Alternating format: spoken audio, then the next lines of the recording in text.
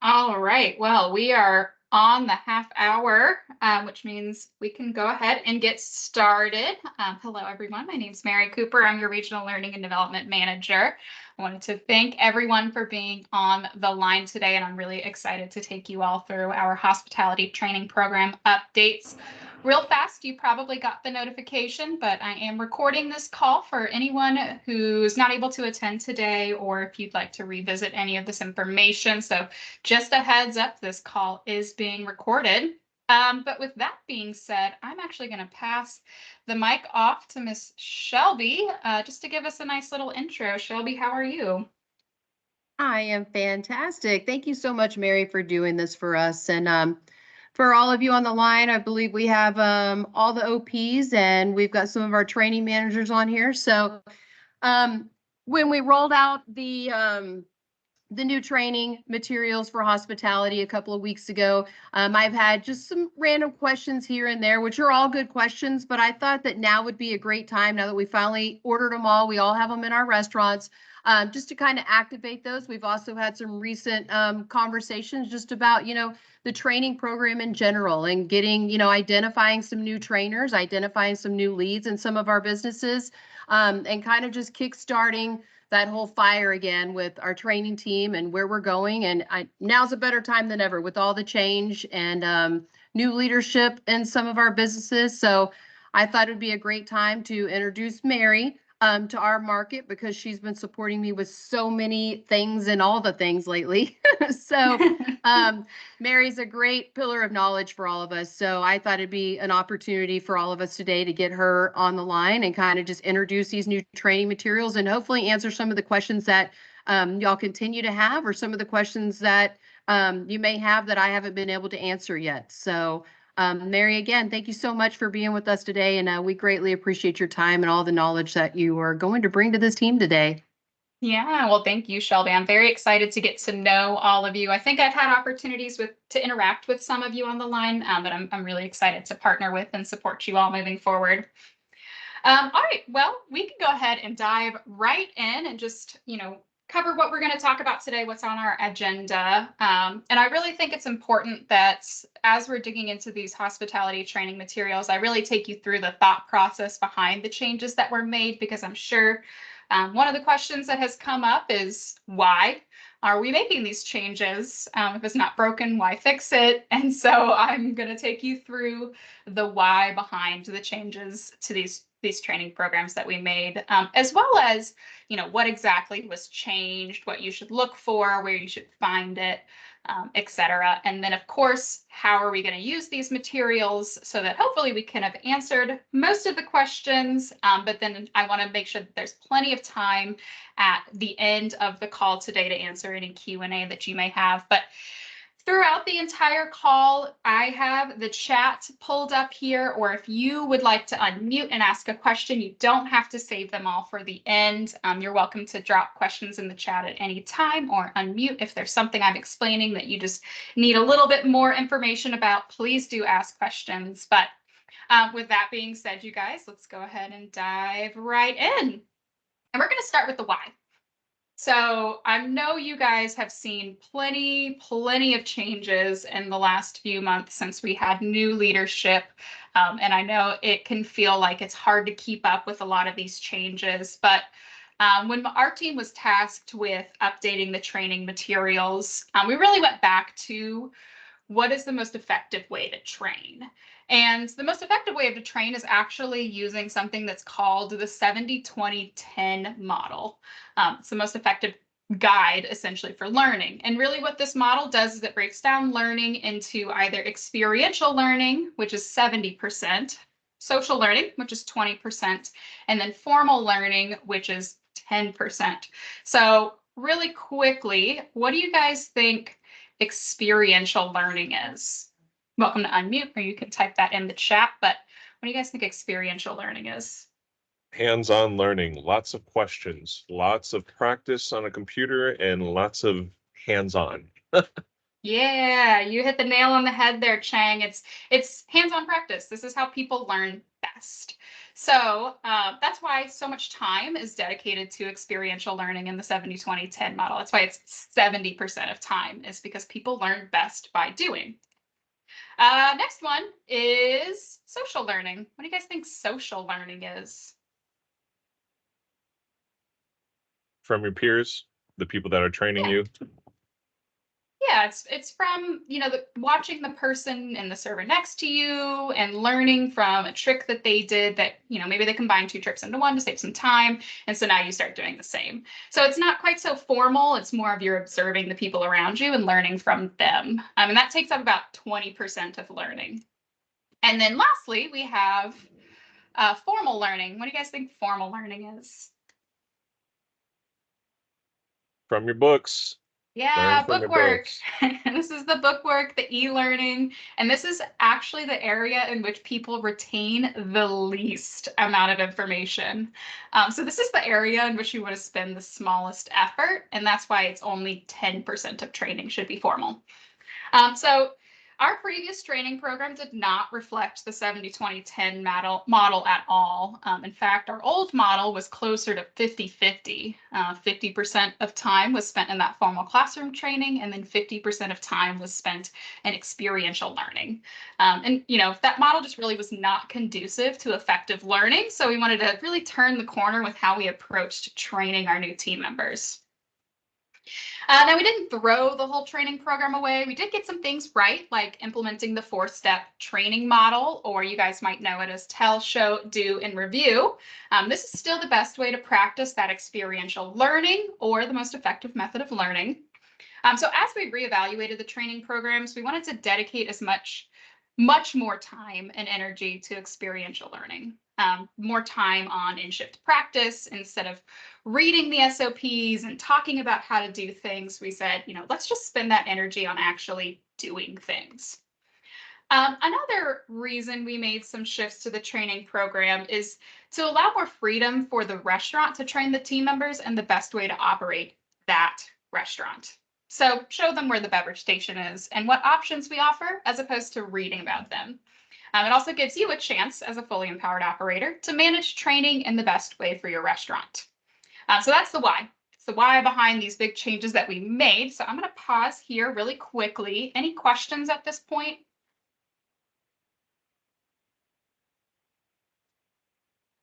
Julio, do you guys feel like you're on board with what I'm saying so far? You feel like that shift to in shift as opposed to bookwork was a good decision? You can drop a thumbs up or a like. All right. We got some folks on board. Perfect. So then now I'm going to talk about, the what. What did we actually change? Obviously, the biggest change we made is we put everything into one training book. We just we streamlined everything to basically one core hospitality training book for all positions, which means no host book separate from the server book. Also means there's not a trainer version separate from the trainee. Everyone sees the same thing. We also streamlined the training schedules.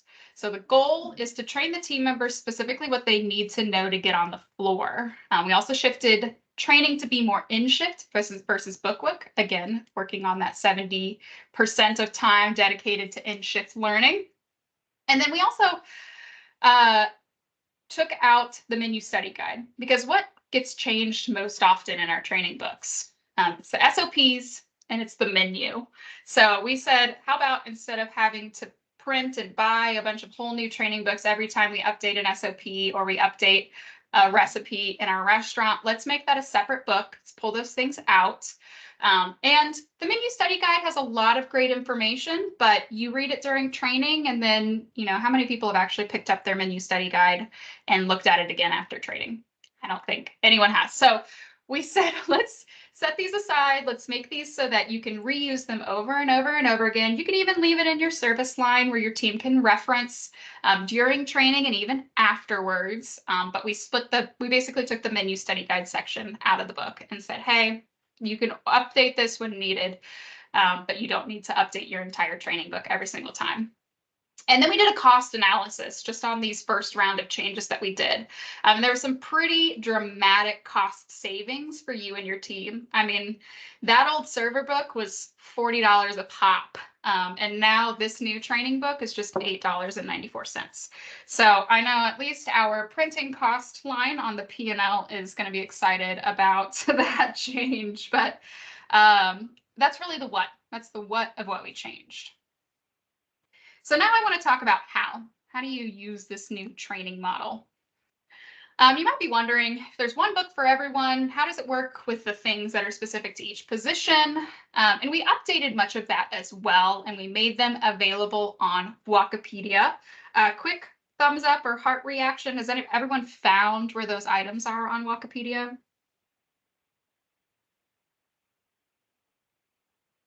All right, cool. People have found them on there. So during orientation, you're going to give the team member their training tracker, just like we used to do in the old training program. It's just easier to download and print now. And then SOPs were also offloaded, as I said, and those are loaded into Wikipedia as well, so that as we update and change those, you can reference them. However, we're not spending the same time that we used to just reading the SOPs. Again, we want that 70% experiential learning, 20% social learning. It's much more conducive to learning if the trainer is actually showing them and reviewing the process with them. And then we have those SOPs available just for reference about, what's the best way to do this.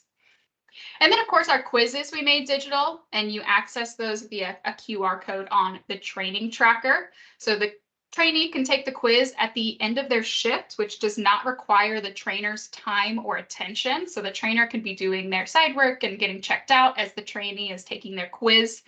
They're also going to get immediate quiz results, which they will show their manager during their checkout. That's not going to be tracked in Wikipedia in any way. Those are just a QR code. So you do want to validate that as a manager that they're conducting their quizzes, but we didn't want to add extra Workday learning work onto you guys. And then, of course, we still have those skill outs available. They're in Wikipedia so that we can update them as we make changes to our standards and training modules. But you will still conduct those at the end of training and print those in Restaurant. So we can dig a little bit deeper into the training tracker. So this was another pain point that we got with feedback to the training program, was the training tracker was too noisy and it was really hard to read and follow because there were just too many places you sign off and boxes you check and all this. So we tried to simplify it so it was easier to read and that it functioned better as an actual checklist. So the training model itself didn't change too much. You're still going to start each day with a classroom session. However, we shortened that classroom session quite a bit. It should take you only 30 minutes, maybe max. And during that classroom session, you'll cover the modules in the book that are listed on that day of training. So you see here on day 1, we're covering the section on the message, the section on safety and sanitation, and the section on allergy protocol in the book. Then you're going to move to the in-shift portion of training. So there's a suggested focus for each shift. In this instance, on day 1, we've suggested that the trainee does a runner follow shift and then spends a little bit of time in the bar well so that they get exposure to our cocktails and what goes into them. And then there's a list of activities that are procedures the trainee should practice by the end of the day. So they should spend a lot of time with just food recognition on day 1. If they're running food, they're going to get plenty of chances to see many dishes. So that's a great opportunity for the trainer to be asking, what is that dish? It's a Chang's chicken. How can you tell? They'll spend time looking at the allergy protocol. So we want them to see what it looks like when a guest says, oh, I have an allergy, running the matrix. They'll have some time with KDS review, so telling them what the buttons mean and how to read the screens. They will see what running food with hospitality looks like. So how do you bring the tray to the table? What do you say when you approach the table? How do you place the dishes onto the table? What do you say when you're putting the dishes onto the table? What do you say when you're leaving? Things like that. You can see there's a checkpoint for the bar as well. And then MSG just stands for Menu Study Guide. So this is a chance to read through some of that menu study guide book with them. And then, of course, they'll do that quiz day 1 on day 1. So that's how you read the day for the training tracker. You will notice that food classes where the trainer and trainees sat down to eat has been removed from the classroom setting. That's, I think, the biggest question I've gotten about the training program is, wait, are we not doing food class anymore? So food training and recognition will now be completed during the in-shift training. Again, people learn better by doing. So the team member has a chance to review the menu study guide during the shift, but they get practice actually seeing the food in the window, actually running it out, actually saying the name. And then there's opportunities to taste food within training. So at the end of their shift, the trainee will complete the daily quiz, scanning the QR code at the bottom of the training tracker. And then once they've completed the quiz, like I said, they'll show the results to their trainer or manager before checking out of the day. As I said earlier, quiz results will not be tracked digitally, so no worry about the Workday e-learning completion reports. And then again, a call out for skill outs, which you can print from Wikipedia. You'll conduct that on the team members' first solo shift to validate their learning. And you can either have a manager or a trainer to observe the trainee in shift and conduct the skill outs. And then, of course, if you feel the trainee is not going to be ready for their first solo shift, be sure to schedule them additional follow shifts. Because after all, we want them to be successful, right? Okay, so what about all the other things? Now, with how streamlined this training program is, you might be wondering, what do we do with everything we took out? And like I said, we didn't throw them away. We stored them where you can still access them. You can probably guess they're on Wikipedia. In the back of the book, we listed the additional resources, which includes the modules you might remember from previous training programs, as well as the trainer reference information.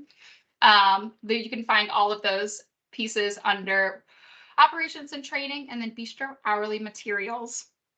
And then with this being a brand new training program, we did put a feedback QR code in the back of the book so that we can gather your feedback. We want trainers, trainees, and even managers to scan that and give us your feedback on the training program as you're using it.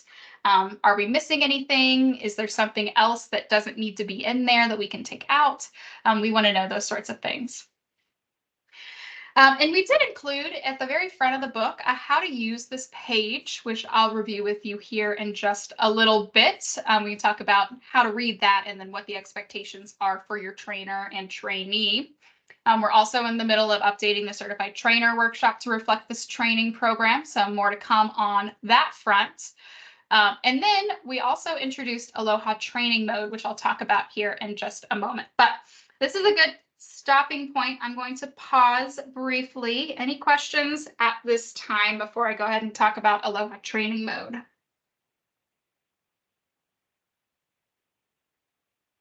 guys are taking it easy on me. That or you're saving them all for the end. But anyway, so real fast, Aloha training mode is or I should say, feedback has shown that one of the largest opportunities for our servers, bartenders, and OPD focused SAs is proficiency in our POS system.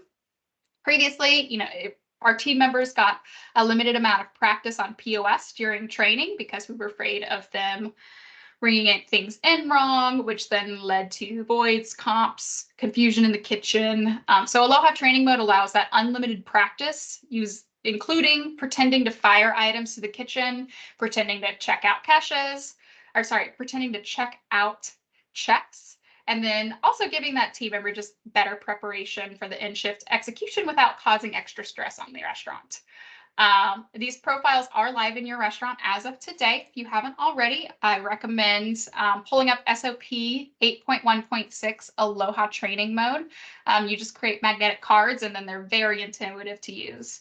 Our restaurants who tested Aloha training mode said it was very user-friendly, had seamless integration for their teams. And so the only resource you need is just how to set up that Aloha training mode magnetic cards. So I'm going to do a live demo really fast of the books just to flip through it together with you all. But really fast, I wanted to talk about what do you need to do as a training manager, as the OP of your restaurant, as the training manager in your restaurant, what do you need to do? So first of all, you need to order the new books if you haven't already, and ensure you have enough hospitality training guides for one guide per trainee, and then a few backups on hand for any new hires that you may have. One of the things that we did intentionally when we updated this training program is we tried to make it PF changes proof. Knock on wood, but we are so good at making updates and changing things that make our training programs obsolete before we even print them. So the way that this was designed was that it will not change with updates, or it will only need to be updated every few years. So you're welcome to order as many books as you would like, because they should not go out of date quickly at all. And then you'll also just order a couple of versions of the menu study guide. Like I said, these are great reference books for your team. Your trainees can read them during training.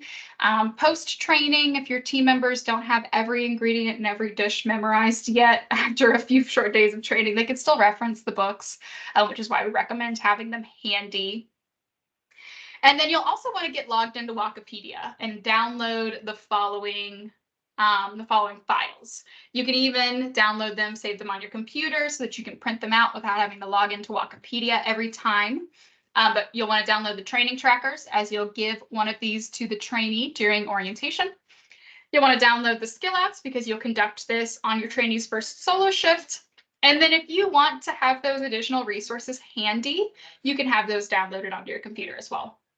These are great if you have a team member that could use a little bit more practice with something like guest recovery, or have a trainer who could use the talking points that we used to have. You can download and print these files in Restaurant. And then, of course, you have those Aloha training mode profiles I just talked about. Feel free to begin using these during training for unlimited POS practice for your team members. These profiles, nothing that's rang in through them affects any reporting. It's not going to affect your IPLH. It's not going to affect your BEV-IPC. It's not going to affect your daily sales report, or comps or voids or anything like that. So it's a great opportunity to give your trainees just unrestricted access to practicing on the POS. So another good stopping point. Any questions right now before I pull up the book and we do a quick live demo?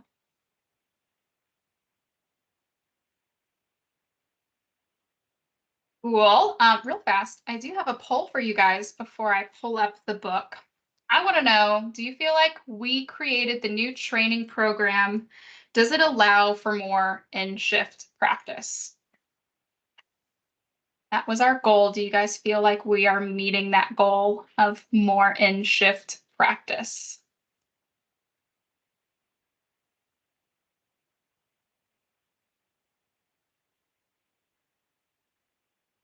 Looks like you guys are agreeing, which is great. We're meeting that goal we had.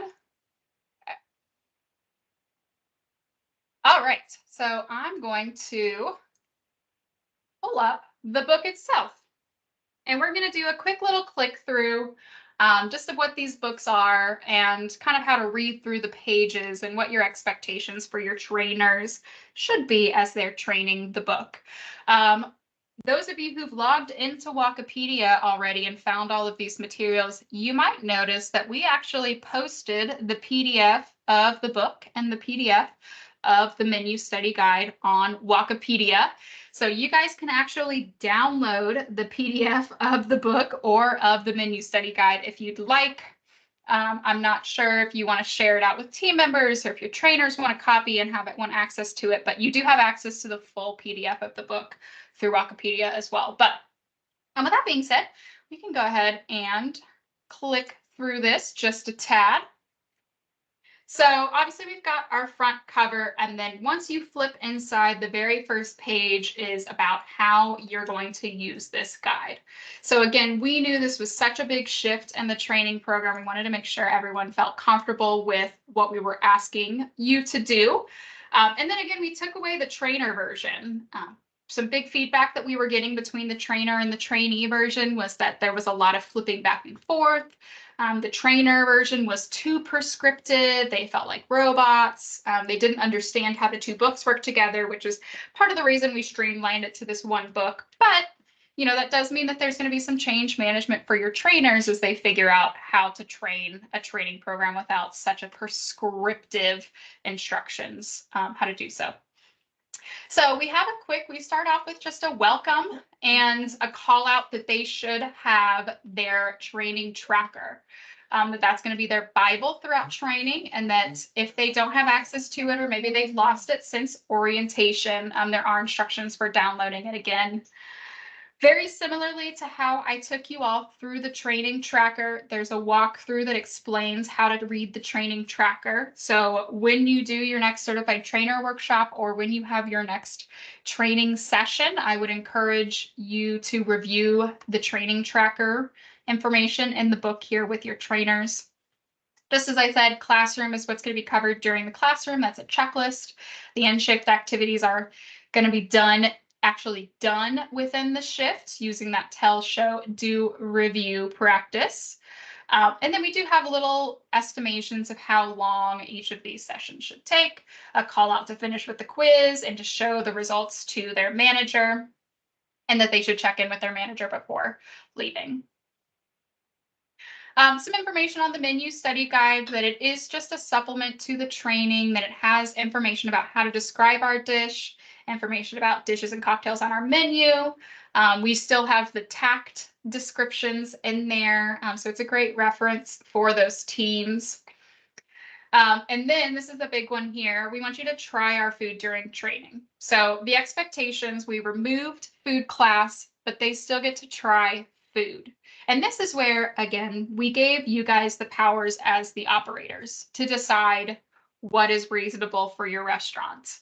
That time investment of sitting down and eating a full meal just wasn't worth the juice, wasn't worth the squeeze, unfortunately. But we still want them to have a great idea of what our food tastes like. So the minimum expectation is that the team member, the trainee, is getting at least one meal per shift. Ideally, this is something different on every shift, so they get to try different dishes.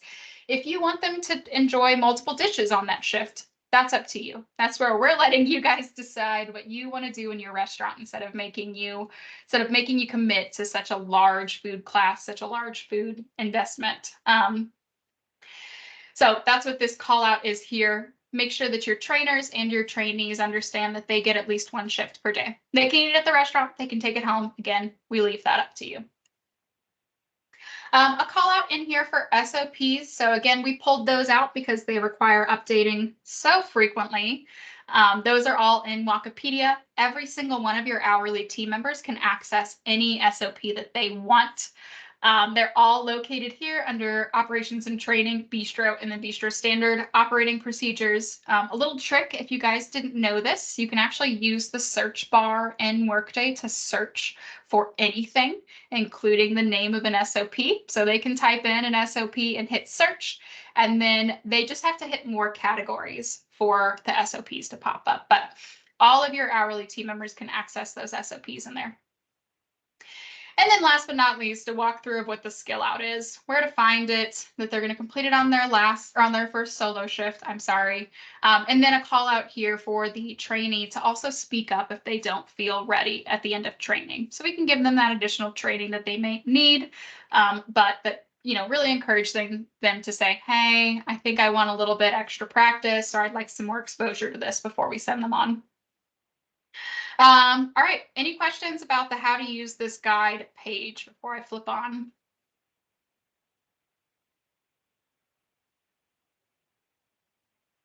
Coolio. Really from here, this will all look pretty familiar. We updated the look and feel so that it was with our current brand standards. I'm sure you guys are beginning to see that the brand frame is fading into the darkness and the message is coming back up to the forefront. For those of us who've been with the company for a long time, I don't think the message ever left for us, but we did make sure that we put some really intentional training in here about the message. And we actually went back to the old training that we had around the message. So it's going to be pretty familiar. When the trainers are training with the team members, again, we took away that prescriptive, you say this and then ask the team member to read this. Instead, we're going to let your trainers' personalities shine, where of course, they'll read through the text on the page, they'll do the activities together, but it gives the trainer an opportunity to share what these things actually mean to them. So instead of telling them that the message means X, Y, and Z, they get to share what the message actually means to them and how we use it here in the restaurant. So for instance, if I were training this page with my trainee. I could have them read this paragraph here about what the message is. I could have them read the message, or we could say it together because we like to chant our message. And then I would break down the message with them here. I would ask them, what do you think we are truly glad you are here? What does that mean to you? I'd let them share what that means, but then I would share what that means to me. And the same thing with, we will do everything we can. The same thing with, to make you want to come back. And then this is an opportunity, if you guys remember Better World, our old paradigm, this is an opportunity to tie that in as well. But then we wrap it up with just a little conclusion paragraph at the end that, again, either the trainer or the trainee can read in the group. You'll see they're all set up like this, though. Safety and sanitation did not change from the old training program. So this is something that the team member can just read to themselves because it's a lot of information. We give them a moment just to read through it to themselves, or we can review it aloud together. And then similarly with allergy protocol, all of the information that the team member needs to know is in here. The trainer can call out things specific to the restaurant. Say your restaurant sees a ton of gluten-free guests. The trainer can call that out and speak to it. Or that there's a bunch of shellfish allergies, or that, they've run an allergen matrix and the managers are great about being there for those allergies. Again, this is an opportunity for those trainers to speak to restaurant-specific information. Reading through, sharing information back and forth. Again, I'm not going to read the book to you guys, but it's really meant for it to be a genuine dialogue, as opposed to I'm reading a script to these trainers and you are, regurgitating back to me whatever it says in the book. We kept, again, cultural elements. We kept the greet. You'll notice we took out those very, very prescriptive, talk about the rewards program, ask them what bring them in today. We brought it back to just what greet means at its basics. Because greet is still important, just maybe not that script we did with Greet Gladness. And then credit card handling. This is another one of those modules that can be reviewed aloud, or we can just allow that team member to read the module themselves. Responsible alcohol service did not change. This is the same module that's been in the program for years. Essentially, don't overserve people. Make sure we ID everyone who appears under the age of 40. And then the ODE did not change much, but we put this at the end because we figured this is where the team members are starting to culminate all of their ideas. They're starting to learn the menu. They're starting to understand our paradigms and who we are and how they should share that with their guests. And so we wrap it up with the old ODE module. And then kind of hand in hand with ODE, this is the only new module in the book, is salesmanship with ODE. And I think we've all heard plenty about upselling and PCA and sales growth recently. And, our new COO, Brad, really wanted us to spend more time on upselling because we spend a lot of time just talking about what our food is and our made from scratch food and our optimal dining experience, but we don't take it that extra step to show how you can use the ODE to provide a better experience with salesmanship. So that's really what this module is about, is we're not trying to just add dollars to the check for the sake of adding dollars to the check, but that this is an opportunity for you to enhance the guest experience using the ODE, and then you can make extra money on the side. So this is the only new module within the book itself. And pieces of it will likely sound familiar to your team because we did patchwork a lot of this information from old training programs, but this is one that the trainer would likely have the trainee read through. We've got a great little graphic here that shows you what this salesmanship, what sort of impact that can have for you on your own, income. And then we talk about how you can use the greet and the ODE to be a great salesperson, to offer that optimal dining experience for your guests. And then this is that additional page additional resources page that I mentioned. So we call out here all of the modules we removed from our old training program so that if there's anything specific that the trainee or the trainer thinks that they could benefit from, that's all located under Wikipedia Operations and Training and then Bistro Training Materials. And then last but not least, that feedback survey where we want people to scan in and let us know what they think of the training book. Couple pages of notes should the team member want to take notes during training, and then a back cover, and that's the whole training book. So again, very PF changes proof. Shouldn't have to order many of these often because they're not going to change very frequently. But we really wanted to keep it simple. We really wanted to put a lot more power in your hands when it comes to training your team. And then again, really wanted to align much better with that 70-20-10 model, where they were getting much more experiential learning and much less of that formal sit-down bookwork learning.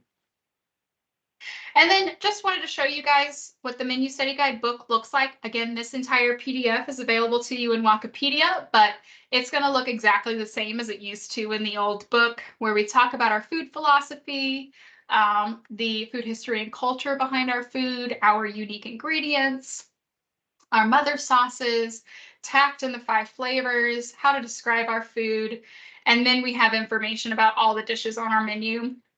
This was fun to update because we were updating it as we were doing the spring rollout. So there was a lot of adding things on and taking them off. But again, this is where it's so nice that this is a separate book now, because as soon as we make an update to the menu, we can update the book and release a new one, pop it in Wikipedia, pop it on the FedEx site, and you guys can share the updated book with your team.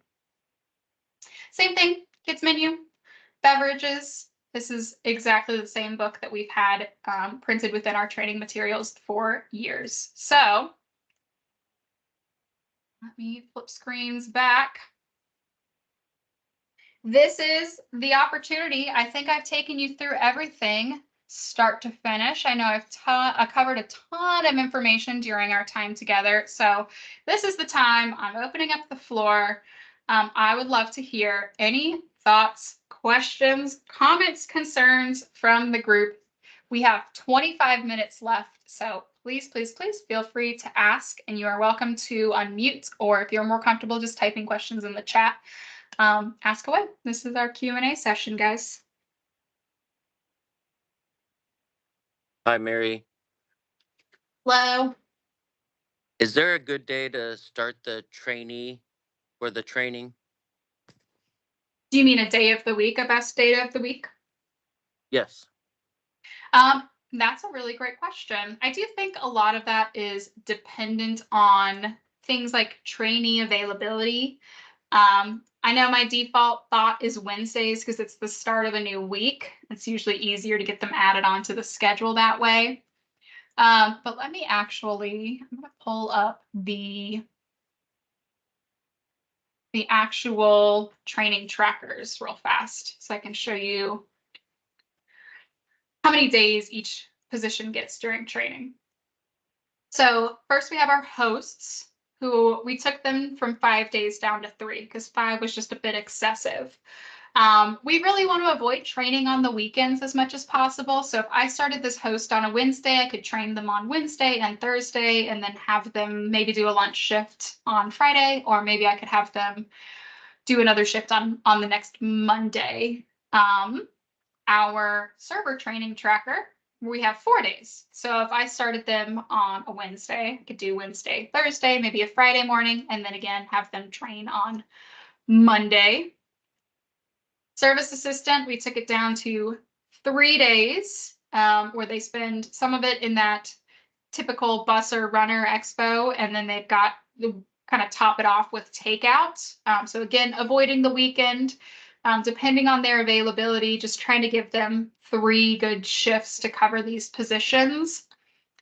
And then really a big change that we made, and I think a lot of us struggled with this. I know when I was an operating partner, I struggled with hiring bartenders externally because our bartender training program was built on top of our server training program. So if you hired a bartender externally, they had to go through 9 days of training, which is insane. So we wanted to give you guys a training track for hiring a bartender externally, which you'll notice looks just like the server training program with a couple of extra days tagged on. So there's a new bartender training tracker where this is if you're hiring a bartender externally. They do 1, 2, 3, 4, 5, 6 days, and then we've listed their drink exercises on there.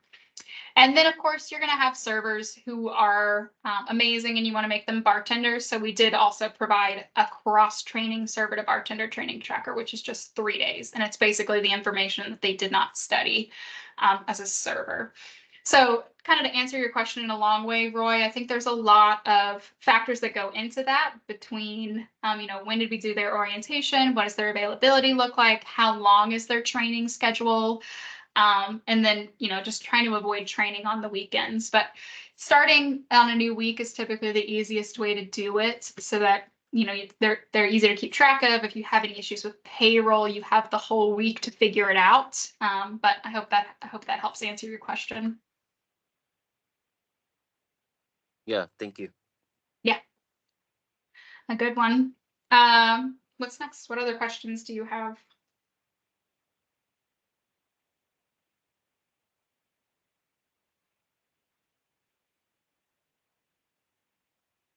Mary, quick question on the skill out Yes. for these departments.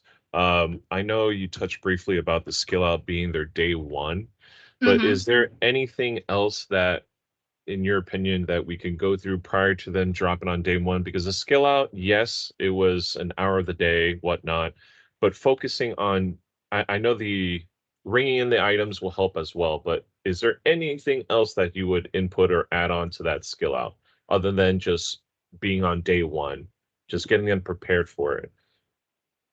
You mean in getting ready for the skill out itself? Is that what you mean? Yeah. Yes, Yeah. ma'am. I mean, really following the tracker itself should set them Mhm. up for success. When we have those, let me bring this back over here to the screen.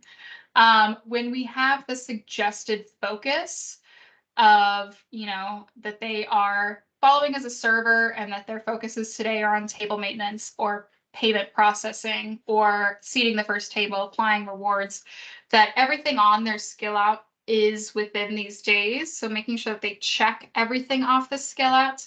I think that Aloha training mode that you mentioned is a big unlock because again, it gives them kind of that unrestricted access to practicing things in the POS. But as long as you're following, they get the runner follow shift and then they do the 3 server follow shifts and they check every box on this training tracker, they should be set up for that skill out. And yes, we do call out doing the skill out on your first solo shift. If you are more comfortable doing the skill out on their last day of training, you're more than welcome to do so. Again, we're trying to put that onus back on you to make the decision that's best for your restaurant. Okay, perfect. And my last question is the minimum Mhm. training guides. Is that going to be updated on Wikipedia or Yes, it since you should have, okay, good. it should already be updated in there. I do actually Okay, have it handy here. So you'll perfect. see this is what the new one looks like, where we have the updated timelines, we have the updated e-learning expectations. So, we used to have a million e-learning programs that everyone was required to do, like the Welcome to PFC and the brand frame, that we've deactivated those. I will call out this beer program is future state. It's in development right now. So you're not going to see that one active yet, but it's coming your way very soon. But yes, this has been updated for the new hospitality training program that we released, and then also for the walk training program that they released at the end of last year. This is updated for both of those. So this is live on Wikipedia now, and you can download it, save it, print it out, share it with your trainers at your next certified trainer workshop. A good question, Chang. Thank you. Thank you, ma'am. Yeah. Anyone else? Any other questions? You guys have some good ones. Oh, this is old school server mentality. Yes. Cooking techniques, is that something that is going to be on the guide as well? I ran through the guide a little bit, but I didn't recollect seeing anything about cooking techniques or like oil velveted stock or water velveted, all that stuff. That's still on there, Yeah. right? Okay, So good, that good, good. that Okay. used to be here in the menu study guide. It is something that we did take out several iterations ago. I don't remember exactly when it was, but we pulled Yeah. those out for some reason several iterations ago, just because people didn't understand it. We got feedback that there wasn't value there. But if you do think that there is some value there, I would encourage you to put that in that survey. And as we do a reevaluation of this program, if there's enough people who really think that that was impactful, we can definitely look at putting that back in there. We have it. It's filed away somewhere. It would Okay. be easy to add back Yeah, in. that was literally just an old school brain of mine, just like learning Yeah. these cooking techniques and then being able to guide the guests through the menu. But that understood. Got it. Got it. Yeah, yep.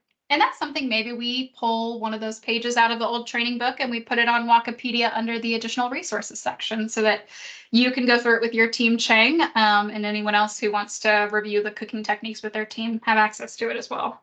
But that's a good call out. A lot of old school stuff that we're digging back up as we were going through it all. Awesome. Thank you, Matt. Yeah, absolutely.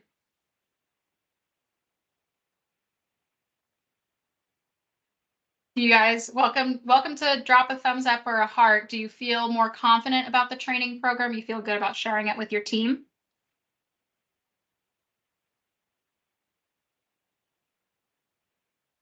Sweet, I love to see it. I know it's some big changes. We were asked to make big changes very quickly. At the same time, we were making a lot of other big changes very quickly. So I don't blame you guys if your heads are reeling a little bit. But you know, with this shift to a lot more actual experiential practice, we are hoping that your team members will have better retention, better knowledge and abilities coming out of training so that they're more impactful for you as they actually hit the floor. So we're very excited to hear the feedback as these team members are actually exiting training. And maybe even 30 days or 60 days post when they have a good idea of what they need to know and think, okay, you know, it would have been nice to train on this during training, or I learned this during training and I never ever used it since. So that didn't help me. But again, very much encourage you guys, scan that QR code, have your trainers and your trainees scan that QR code and give us that feedback, because we want the training program to work well for you and not just be something that we put out in the universe for the sake of printing. I'm going to pause one last time before I let you all go. Any other questions while we're on the line today, or anything else I can show you all?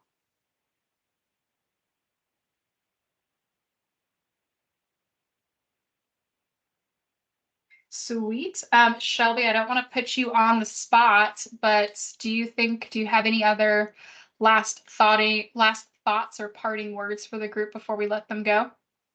No, I appreciate your time, Mary, and I think that this is a great foundation for all of us just to kind of kickstart some of the focus that we're at right now with identifying, like I said earlier, identifying these training teams and these certified trainers, and kind of just, I think this is a great time now that those of y'all who were the training managers on the phone, as well as the operating partners, just to kind of get together and see what works as we, we're getting close to Mother's Day. So maybe right after Mother's Day, go ahead and start setting up these, new certified trainer workshops and these master classes for our teams. And I've kind of already picked on Mary a little bit that she, she could potentially be helping us get some of that kick started for those of y'all who don't really have the training teams that you wish you had at the moment. But I think this is a great start, and Mary's a great partner, and she will help us moving forward to get all this going. But take it back to your training teams, set up those meetings and get them going so that they're comfortable with it, and let's get this done.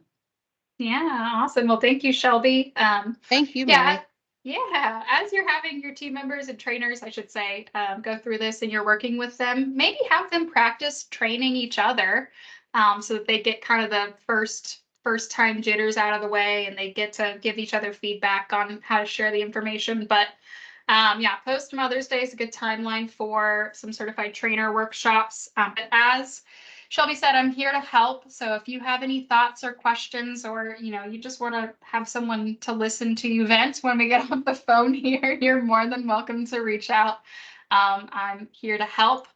But that is all from us today, guys. So I really appreciate spending the last 50 minutes with you all. I know your time is very valuable right now, so I appreciate your giving some of that to me today. But I hope everyone has a great rest of their Monday afternoon. And like I said, please do reach out if you need anything. But thank you all. I hope you have a good one.